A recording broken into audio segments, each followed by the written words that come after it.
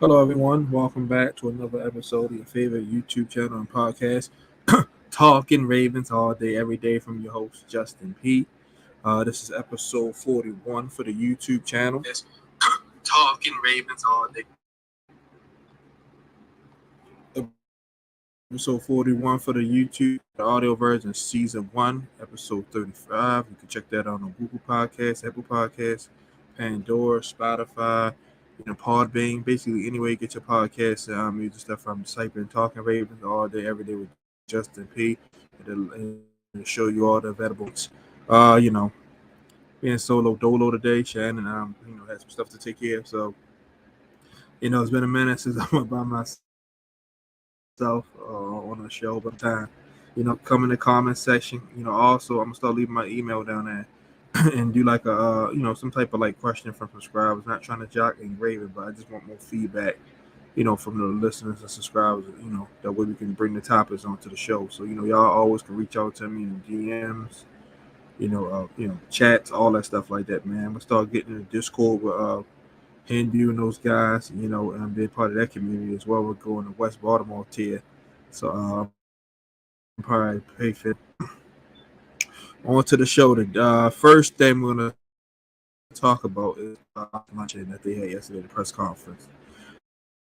They do this every year before the draft. Basically saying on position players and stuff like that. We all know wide receiver has been a big constant with this team. We went and signed Nelson Aguilar, but I don't think that's enough. We all know that's not enough. Our current receivers on the roster as of right now is Rashad Bateman, Devin Duvernay, Tylen Wallace, James Prochet, Shamar Bridges, Victor Benjamin, and that's it. Nelson Aguilar. So that's it. Like it's just if I ain't already said, but that's nobody's gonna be scared of that. Excuse me, nobody's gonna be scared of that arsenal at all. So we have to, get the receiving room together because that's the only way we're gonna be able to win a Super Bowl. Like I said, everybody said Patrick Mahomes did it about receivers. Like the system he got, you know, good Andy Reid's system, going to help anybody get open. Like Sky Moore's not a sorry receiver. He didn't really have the opportunities this year, but with Juju gone and then with Cole Hartman gone, he's going to play a bigger role this year. So you're going to see numbers increase. And the same thing for what's my guy, Kadarius Toney. He made some big. They both scored a touchdown in the Super Bowl, so the guys can definitely play. But we definitely need some help at wide receiver. So they were talking about guys like Jordan Addison, who I'm very high on. I think he's the best receiver in the class, in my opinion. Caleb Williams won the Heisman Trophy throwing to him. He didn't throw the ball to himself. So him and my dog Mario Williams. So I'm real big on Jordan Addison. Jackson Smith and Jibba, JSN, I'm all heavy on him. I've took him in my mock drafts a lot, lately. I'll go over a couple of them as well towards the end of the show. So Josh Downs is another receiver that's out there that everybody high on a late first round, early second round grade. He's he's in that late in the day one, beginning of day two range. Quentin Johnston, big body receiver out of TCU.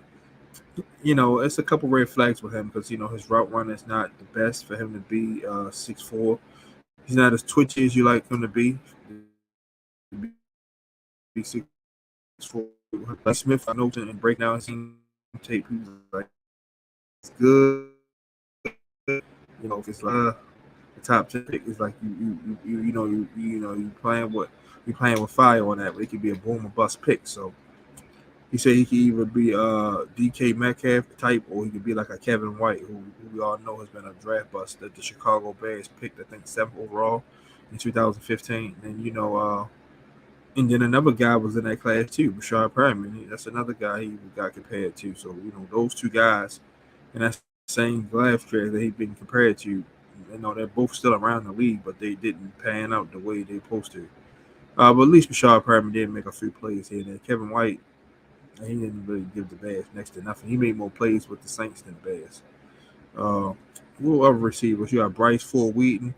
He's in that third to fourth round range. He might have jumped on some boards to get in that second round range because he did run that 4.38 40, 6'3", 200 over 200 pounds.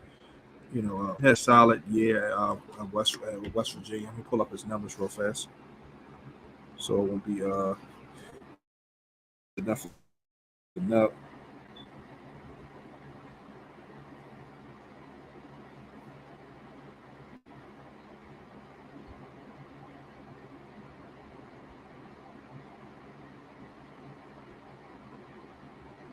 Give me 1 second. I'm about to put up his stats.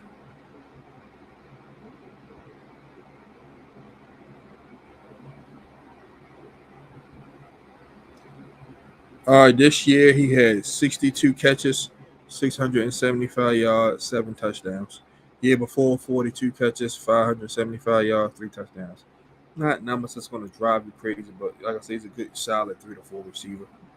All right, let's pull up Josh Downs' numbers.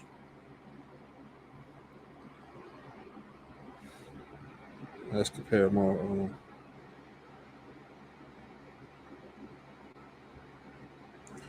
He had Josh Downs played all 11 games. What was 12 games? He missed 1 game. 94 receptions, 1,029, averaging 10.9 yards a catch. Basically, like 11 touchdowns. Dre May had to throw the ball to somebody. And the year before, his numbers probably a little bit better, amount of touchdowns. In 3 receptions, 1,335 yards.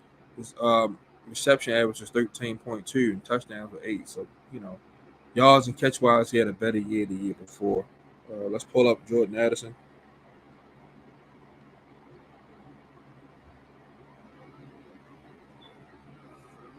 Hope everybody can hear me. I just got this new mic. That's last week. Jordan Addison was in Pittsburgh. Catches 666 yards, 11.1 yards catch. He had 4 touchdowns.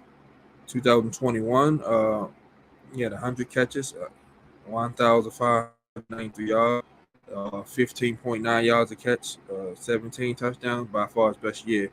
And this year going to USC, 59 catches, 875 yards, 14.8 yards per catch, 8 touchdowns. So, all together in 3 years, 219 receptions, 3,134 yards. Average catch tally up all 3 years, 14.3, 29 touchdowns. So, not bad, not too shabby.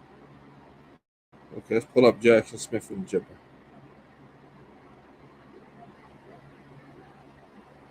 His body of work, because anybody can have a good year. So let's just pull up a little bit of these receivers' numbers. His best year, 2021, 95 catches, 1,606 yards, 6.9 yards per catch, which was which is basically 17 yards a catch. 9 touchdowns, and the rest was just mediocre. So Taves might be a little skeptical of that, but DK Metcalf numbers weren't the best in college either. Look at him now. Okay, what is another receiver that I'm high on? Zay Flowers. Let's look at his numbers.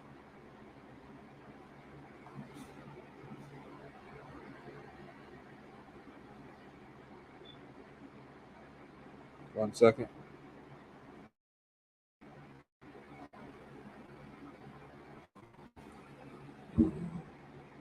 Zay Flowers had an amazing year. 78 catches, 1,077 yards receiving, 13.8 yards a catch, almost 14 yards, 12 touchdowns. The year before, 44 receptions, 746 yards, 17 yards a catch. Sophomore year, 56 receptions, 892 yards, 15.9, 9 touchdowns. Freshman year, 22 catches, 341 yards, 3 touchdowns, 15.2. As a freshman, you're not going to contribute right away, but his totals are 200 receptions, 3,056 yards. His average yards per catch 15.3, and his average touchdowns are 29. So it's the same as Jordan Addison. So like I say, these guys, man, all of them know how to get open and get in the end zone. So if we take either one of those guys in 22, besides like Bryce Ford Wheaton, he's a second or third round pick. Josh Downs, like we was to trade back and get Josh Downs, I'm cool with it. Like I said, it's a value pick. Xavier Hutchinson is another guy that caught my attention too. I'm about to pull up the stats right now too.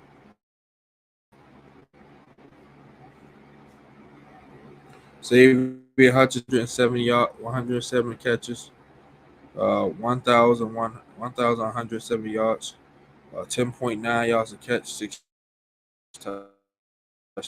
987 yards, 11.9 yards per catch, 5 touchdowns. The freshman year, 64 catches, 771 yards, 12 yards per catch, 4 touchdowns. So he has 15 touchdowns in all 3 years, 2,929 yards, 254 career receptions. Average yards per catch is 11.5. So, like I said, it's a deep receiver class. The cornerback class is deep as well. You know, you got Joey Porter Jr., uh, Deontay Banks, Jacorian Bennett. You got Julius Brents, from Kansas State, the big corner. You got Corey Trice from Purdue. He's another big corner. Uh, you got Caillou Blue Kelly, Control Clark from Louisville. It's a real deep corner class, man. Mekhi Gardner from USC. You got a couple guys in LSU that's coming out that's pretty good. Malachi Moore and Eli Ricks from Alabama. Like the corner class is off the meat, right? Like I said, Antonio Johnson, who's going to be like a corner / safety. He's going to be able to help teams out. Oh Lord, so Cameron Brown, later round, 5th round, 6th round guy from Ohio State, 6'1", 199, almost basically 200 pounds. Like I said, it's a lot of DBs here, man. DJ getting ran the fastest. He's definitely going to be a second round pick at the earliest. He probably ran himself into the end of the first round. Like a team like KC might take a chance on Philly. Anybody. The Bengals, Saints, all those teams serve to play the nickel and outside, and he could turn kicks and punts.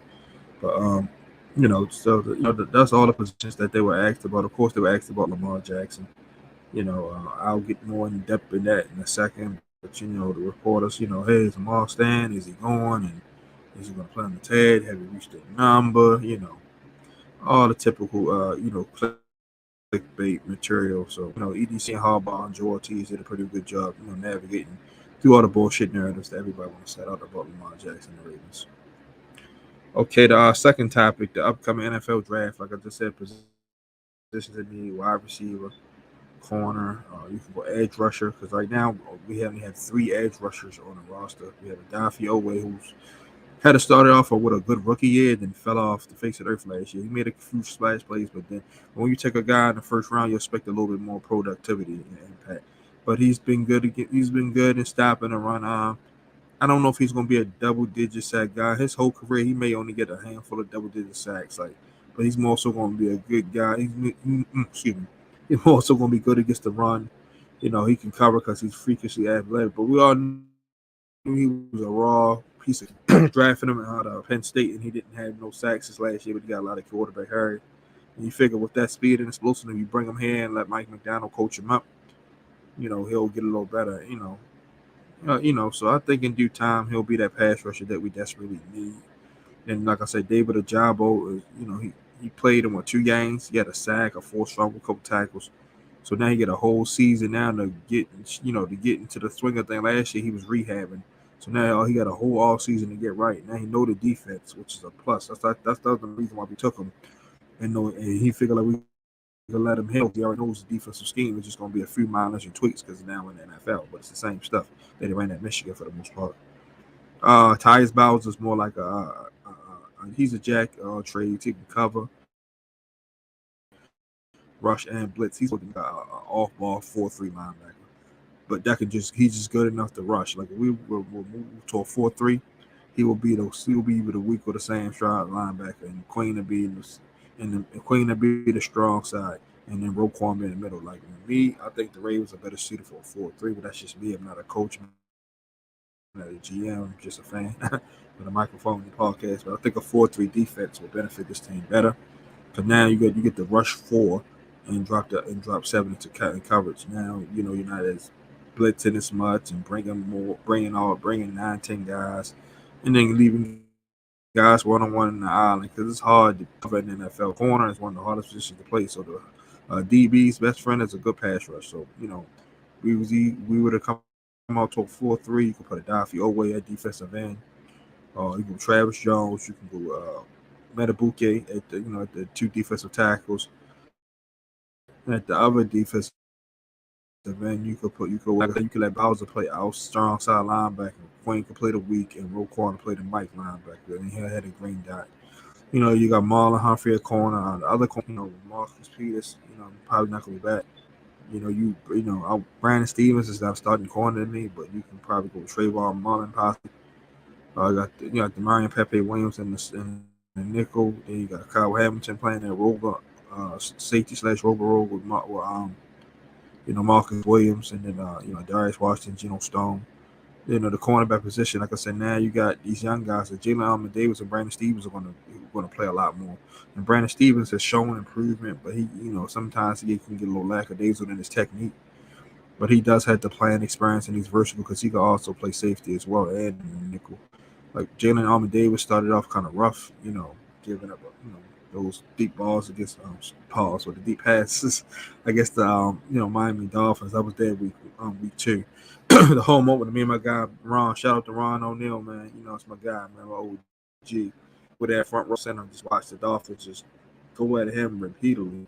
We most definitely going to need, some more help there. I think Trayvon Mullen is a solid guy. Lamar's cousin, so I'm sure he's going to eat like, man, hey, man. I know we need a little corner help. 6'2", 200 pounds. Was drafted by the Raiders, second round out of Clemson. Coming off of that, went to the national championship, but he did win a national championship the year before when they lost to LSU. They beat Alabama, so he did win a national championship.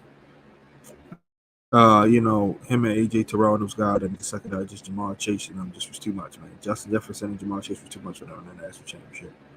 But Oakland, know the Raiders, Las Vegas, whatever you want to call it, they had a lot going on. So Dallas, they went to Arizona. So I think he'll fit in here because he's with his family, and I think he want to, show like, hey man, I can play, man. He's a physical corner, 6'2".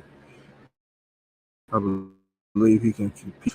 I wouldn't be opposed to bringing back Marcus Peters on a $5-6 million deal. Like he's not worth $10 million right now in this stage of his career. So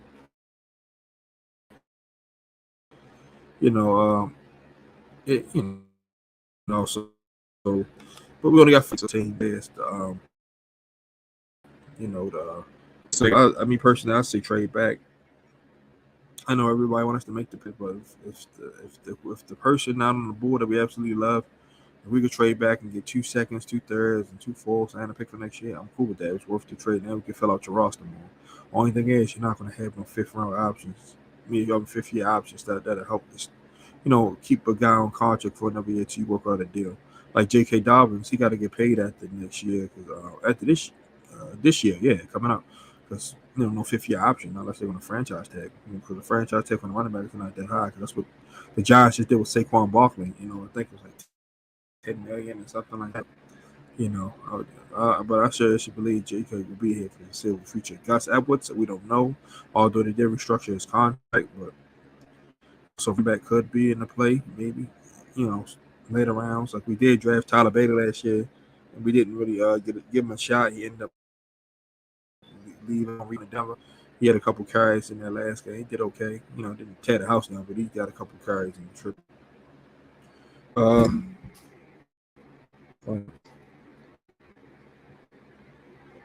Yeah, so it's just like I said, edge rusher, corner, offensive guard, wide receiver, running back, and then quarterback possibly. Which I'm about to get you in next because we got to see what's going on with 8. Tyler Huntley's not on the contract either, so Anthony Brown. We're gonna go. So we gotta figure that out. So the next topic 3, will or will not the Ravens trade Lamar Jackson if they decide to trade him? Which team do you all think he will go to, and what will be fair compensation? Me, I hope they don't trade him. I'm just, but it's the NFL. Anything can happen. If they were to decide, hey, we can't reach a deal, or we can't match what the other teams offering, that's better send them to the Houston Texans to get the 2nd and 12th pick. Now you're getting 2 picks, 1st round picks this year versus 1 this year and 1 next year. Now number 2, you could get C.J. Stroud or Bryce Young. Anthony Richardson, I like him, but I don't think he's fully ready yet. He's the type of guy he got to come in and learn from a vet for a year or 2, till he get ready. And he's going to have to definitely have an offense catered to him. Because like I said, he did good in Florida, but he did have some times he was like, it was kind of hard to watch. So, he's physically gifted, 6'5", 240 pounds on a 4.3, freak of nature. But, in the NFL, that's all. It's only going to get you so far. You got to be able to pick teams apart in the pocket, in which Lamar has done. They say he couldn't throw this, that, and the third. He led the league in touchdown pass, led the league in QBR, led the league in quarterback percentage from the pocket. And he was number one against the blitz. And yeah, those numbers have dipped a little bit after that. But that was due to play calling and the receivers, man. Like they were dropping the ball and stuff like that. Dez Bryant went on record and said, "Man, it's not Lamar. Lamar's not the problem. Greg Roman's the problem." Willie Snead said the same thing. A few other people said the same thing, man. The offense. That's why Hollywood wanted to trade. Everybody said they wanted to trade because they could play Lamar. That couldn't be more even. That couldn't be even further. That couldn't be no more further than the truth because they friends. Lamar, the reason why Hollywood got drafted, he went to EDC. Like, man, it's my guy. I want him here. So that's like I said. Hey, Greg Roman got terminated after the 2021 season. We'll still have Hollywood Brown on our roster right now. Ain't no doubt about it in my mind because his numbers did go up, but he just didn't like the way how he's being used. So it's like not stretching the field more, everything underneath, deep shot here and there. But he did drop but he was a productive receiver each year. His number up. He had to do something right. And I wasn't even heavy on the pick. I wanted DK Metcalf or Nikhil Harry or AJ Brown. But the kid is definitely a stud. We should have definitely kept him here. And just told G-Ro, you go ahead. We fired G-Ro. Well, we parted ways with G-Ro a year too late, my man. So, if not the Texans, the Panthers, I don't think they're going to trade number one because they just gave up all that stuff. So they give all that just to go get Lamar. Will Lamar be a better option? I was coming, yes, because they do got receivers now with DJ Chalk and Thielen. They're putting together a defense and all that. So they was to give up the number one pick and the number one first round pick next year. I think they don't have a first round pick next year anyway because the Bears have it. So, I don't think they can even do it. It would have to be like 2026 or 7, and I don't think EDC will be that stupid to trade Lamar for a future pick. So, like I said, the Texans, the Raiders at 7 maybe because they're like, hey, Jimmy Garoppolo, he's not going to be here for a long time. He could be a good backup for us. He's making starter money, but they didn't get Lamar Jackson. They got Devontae Adams and all that stuff like that. Yeah, they traded what's my guy, Darren Waller, but they're still gonna hunt him for, and they'll still pick up a tight end. Tight ends are not hard to find. So and then the Colts at 4. That right there, C.J. Stroud or Bryce Young will definitely be gone. I mean, right there, you would have to probably take Anthony Richardson or Will Levis. Neither one of those guys. Anthony Richardson, I would go with the latter because of the athleticism, and then and at least he has Lamar S talent. But Will Levis is like Zach Wilson, Kyle Buller all over again. He actually might be a pretty good quarterback, but I refuse. Not at the number 4 spot. So, yeah, if that was the case, at 4, take a stud receiver or corner or do something, and then draft Hendon Hooker in the 3rd round, and just I don't know, sign a veteran quarterback like Cam Newton or something like that. Not even Cam Newton, just sign somebody, a veteran that had them compete and just and try to go for Caleb Williams next year. But, all in all, I think Lamar's going to be retained here. I think if nothing else, he's going to play on that $32 million tag. Because it's still $32 million. That's not chump change. That's still a lot of money. So, like Dak played on a franchise tag, got hurt, twisted his ankle, and cashed out, But Lamar definitely has to get an agent, man. That's first and foremost. Get an agent, man. Give up the percentage, the 5%, whatever. I don't know how much they charge, but it's worth it because they're going to do all the dirty work that shouldn't. Like you shouldn't be in the owners meeting talking to Steve Bisciotti and Steve Bisciotti, Sashi Brown, and Eric DeCosta like that. Because when they say things you don't want to hear, you're going to lash out, and you lashing out on your employees. That's not always a good look, So get your agents, get your agent to take care of that for you, because he's going to he's gonna get the best deal for you. That Prescott's agent, Lamar need an agent. He can always come. He can always come call. We can set something up. So he gave him an open invitation. That was on record. So, but you gotta understand where Lamar's coming from, Deshaun. We could talk about Jimmy Haslam and the Browns, what they did or what they didn't did. went rogue. It's just one, it's his team. If you want to give a person a fully guaranteed contract, you can. There's no rule or nothing in the bylaws that say you can't give a player a fully guaranteed contract.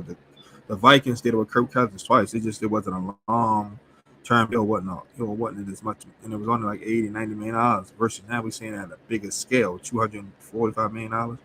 So Lamar got to start high, but he like, look, man, that man had 25 or 26 pending sexual assault cases, lit latching on him. Sat out a whole year, so, I won MVP, man, with one of the worst receiving corps in the league. Nothing against Willie Snead or Seth Roberts, they're NFL receivers, but the Mavs receiver corps compared to the other teams is not even close. It's a laughing stock. But yeah, so he had to try to aim high, but he definitely got to, calm down a little bit. Like, look, man, if you can't guarantee the whole thing, let's do 5 years. Let's do 250. You can guarantee 175, 180. That's good, man. Like that's good. That's 47 million a year. So you can't, it's 40. Oh, just guarantee him 200. 40 million a year. That's for yes, 40-something million. With and plus incentives and stuff like that. So you're not gonna never need money. That's generation wealth. So and Lamar, hopefully, you be a little bit more flexible in your thinking. Because we definitely not trying. I'm definitely not trying to go into Baker, see Will Levis and not Jimmy G, James Winston, Carson Wentz, and all this other shit, and Cam Newton. I want to see Lamar Jackson there. Like he puts butts in the seats, man. And he's a winner, 45 and 16 as a starter. I understand the injuries, but the injuries he got were him playing in the pocket, throwing the ball in a backside blitzer or black side rusher, which I call backside in the coaching world. All my coaching guys, you know what I'm talking about. He didn't pick up the backside bandit, and he got hit both times, and that's how he got hurt the same way. When people are like, oh, he could on the team, and this, that, and the third. No, if he would have went out there, he would have ended up like RG3, and then everybody, first thing everybody would have said if he went out there and got hurt, re-hurt, wow, that was stupid. Why would you go out there and play? And you don't got no contract. That was dumb, man. That was dumb. So either way, he could win or lose in that situation because people always gonna have something to say. He been facing criticism and and negative energy since ever since he started playing sports. Like he been told to change position. That's why when he lit the Dolphins up, for that 320 yards and 5 touchdowns, he said, "Man, not bad for a running back." He said for a reason because that's all he heard his whole entire football career. Oh, son, you can't play quarterback. You're a good running back or receiver. Even GMs like Bill Polian said, maybe you need to switch receiver. And then for him to win unanimous MVP, was only been done twice in the history of the NFL. We're definitely a better team with him than what I'm right now. Yes, I still love the Ravens, whether he be here or not, for sure. But people got to stop saying like, "Oh, are you a Ravens fan, or Lamar fan?" Lamar plays for the Baltimore Ravens. He don't play for the Cucamonga Cracker Killers or the goddamn White Horseman. I'm just making up names. He plays for the Baltimore Ravens, so he's a part of the Baltimore Ravens organization. So I hate when people try to divide the fan base like that. So like we get it, like we know everybody. We know people are going to be Ravens fans he leave because the Ravens been around since '96, not 2018. So when people say that, it just makes you just look at them like, no shit. You're supposed to still support the team whether you're in or not, but it's just a lazy argument to attack a football player. His Twitter stuff, yeah, he got to cut that out. He's just human. He tired of people making up narratives on him because nothing getting leaked about him not having agents. They not getting no inside scoop. So he's basically like you're hearing it from the horse's mouth. So, but I think everything will work out for us. Him getting a long term deal. It just gotta come to a number that makes sense for everybody.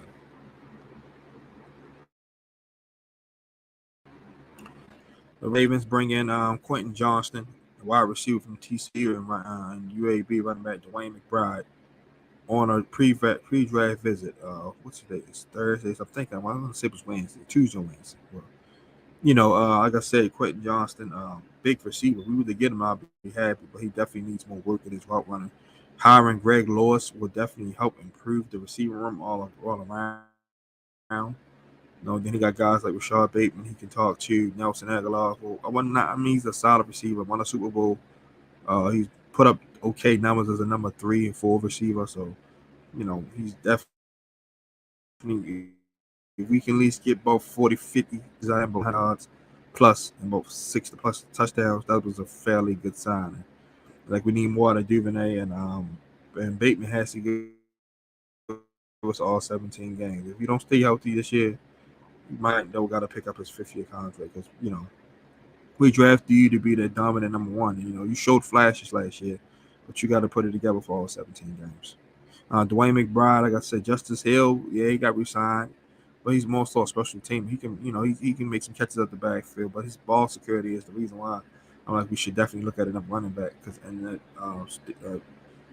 Browns game he fumbled, he had a costly fumble. Then in Pittsburgh he had a fumble, but that could have definitely that hurt us as well. So he definitely got a problem with holding onto the rock, but he's a good player. Like I said, damn good special team too, but. Another running back wouldn't be bad either. Dewayne McBride. I think we're going to pull up his stats real fast.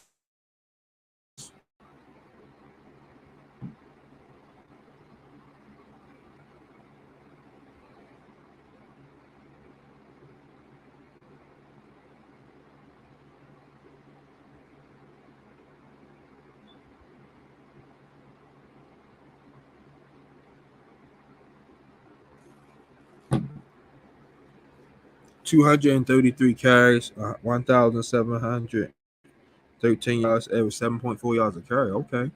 His longest run was 75 yards. Yeah, 19 rushing touchdowns. No receiving touchdowns. The year before, he had 204 carries, 1,371 yards. He averaged 6.7 yards a carry. 13 touchdowns in his freshman year, 47 carries, 439 yards, 9.3 yards a carry, 4 touchdowns. So his 3 years at UAB had 484 carries, 3,523 yards, average 7.3 yards a carry. That's almost a first down every time he carried the football. 36 touchdowns. He's averaging about 12 touchdowns a year, which is amazing. Let's look at Quentin Johnston stats. We'll begin to wrap it up.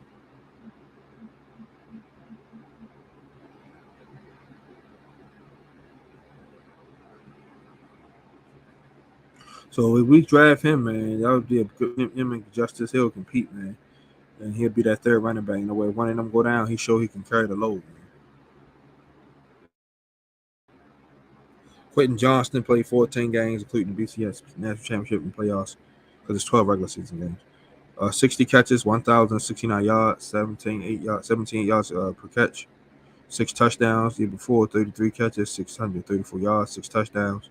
Freshman year, 22 catches, 487 yards, average 22.1 yards a catch, 2 touchdowns. So in his 3 years at TCU, he has 15 receptions, 2,190 yards receiving. Average catch, 19 yards a catch, almost 20 yards catches, and 14 career touchdowns. So he averages about 5 touchdowns a year. So he's 6'4", 193. Dewayne McBride 5'11", 215 pounds. So those two definitely would be good Ravens pick. They were like Johnston was the fall test, which I doubt because teams like Tennessee they need a receiver. The Texans can use another wide receiver because they might say they want to get Bryce Young, CJ Stroud, and then get a wide receiver because Brandon Cooks is now in Dallas. They got John Mechie still dealing with his what is leukemia. Nico Collins. That's it. That's on the receiver I can name on their roster right now. I think they still have Chris Conley. I'm not sure. They had Chris Moore. He's been doing pretty good over there. But they still can use some help at receiver. Then you got teams like the Raiders that could probably take him and pay him up with Devontae Adams and have a 3-hitter monster with Johnston, Devontae Adams, Honey and Renfro. You got the Eagles that might take him. They got A.J. Brown and those guys. They might say, hey, we try to build an unstoppable offense. We really pay Jalen $40+ million a year. Let's give him as many weapons as possible. So you got Quentin Johnston, A.J. Brown, Devontae Smith, and Chris Watkins, and then you got Dallas Goedert, and then they picked up Rashad Penny too. That's the main offense. With that offensive line they got, that's going to be hard to stop. And then I think they just signed Ezekiel Elliott too, so that make them unstoppable offense. So full tours at 22, that'd be great, man. Because like I said, It's big body. We need a big body receiver to go up and catch the ball. So hopefully we can get some chance. Shout out to our man Bishop Stanton. He's always he's the president. He's the Ravens flock president, and he's the president of the Jamal Bridges fan club. So if we can get him in here and get him a fair shot to make the roster, I think he can play that Marlon Brown role like he did like Marlon Brown did in 2013. He had like 70 touchdowns, 60-something catches, 70-something yards. Let me pull up his stats to be exact. Now that I got my computer, I can pull up my stats on my phone. I ain't got to guess no more.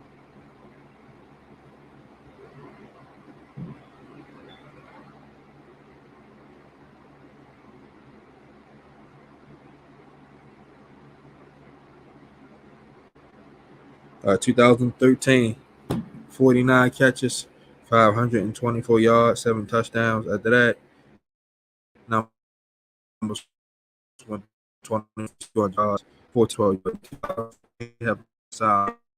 And then Jamal Brooks could be that Marlon Brown. I think Jamal's a little bigger. Marlon 6'5", 214. Let's see how tall Jamal Bridges is.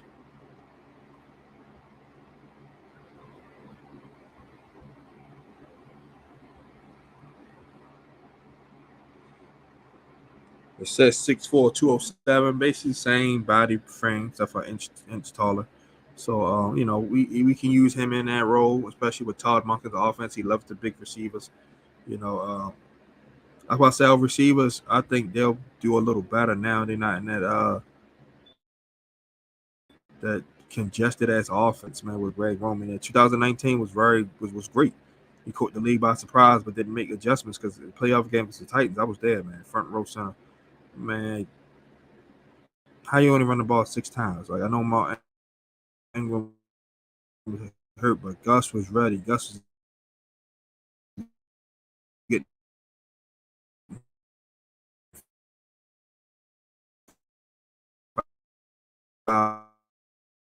had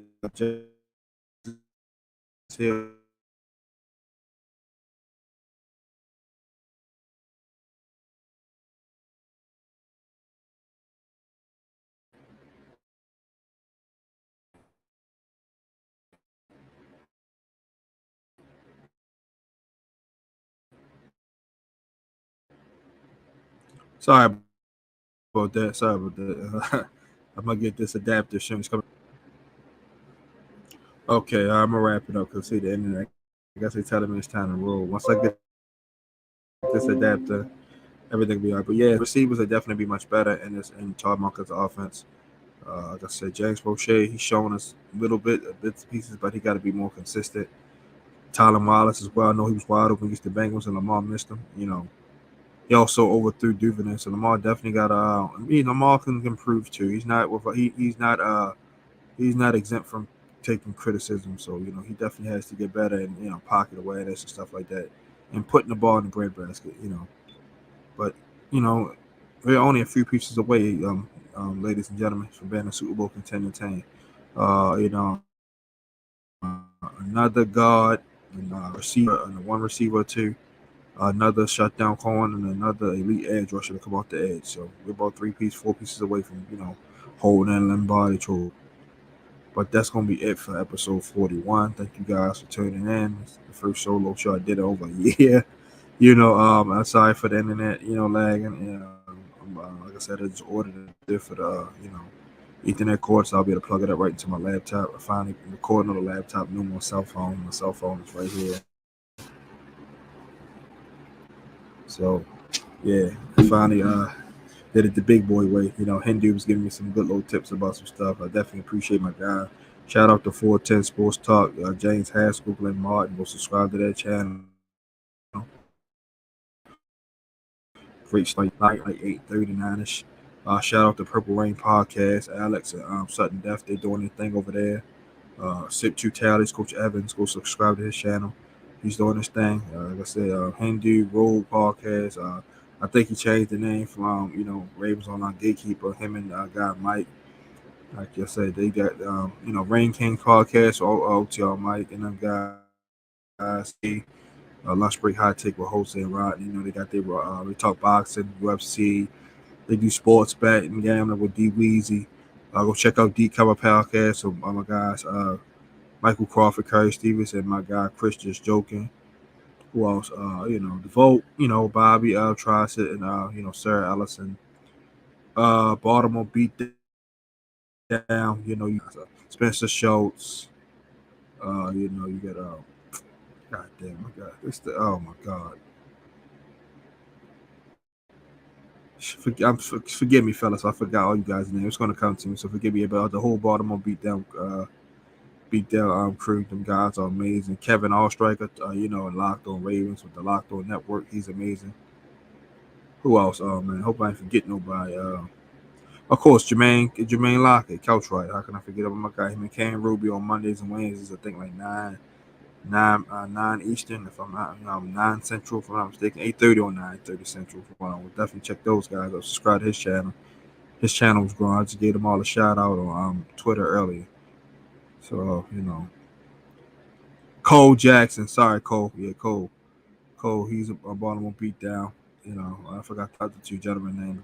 They do some amazing. So all of us in the Ravens on podcast, you truly are supporting each other, man. Raven C, thank you about my dog Raven C, and of course in Raven. Yeah, it's a dream. YouTube team, keep it clean. Yes, sir. That's the most. That's probably one of the better songs to any podcast. LBHT, their original thing was good too. I told her I don't know why they changed it. That joint was fire. Couch Rider joint is good too. So just shout out to all those guys, man. They put in work, man. It's not easy to constantly put out content, man. It's very, very hard. It's very difficult. You got to be consistent. You got to cut into your personal time with your family, friends, work, etc. So definitely shout out to those guys. And then I hope all of this can inspire one of you guys to start your own channel. It's not hard, man. As long as you got a phone and a laptop or a tablet, you have a podcast. Subscribe to Talking Ravens all day, every day on YouTube, Apple Podcasts, Google Podcasts, Pandora, Spotify, Podbean, Podplot, iHeartRadio, all those links right there in the description, man. Love you guys, man. I'm gonna try to be back Tuesday here with more mock draft. Shannon's not gonna be here. I'm gonna see if I can get some other people on. I'm gonna do my rounds to see who's available. If not, you're gonna be kicking here with your boy, man. I definitely want to see more viewers turn out. I want to start coming and doing more a little later because I know 6 o'clock is a little early. But we definitely, man, come on, subscribe, man. Subscribe. We got 73 subscribers, man. Let's raise that number, man, because I'm gonna keep bringing y'all this fire content, man. So have an amazing Thursday night, and make sure y'all trade Talking Ravens all day, every day from your host Justin P. I love you guys. Have an amazing Friday. Enjoy your weekend. Try to stay dry because I heard it's supposed to rain this weekend. For those who in the DMV area. So love y'all guys, and I'm out.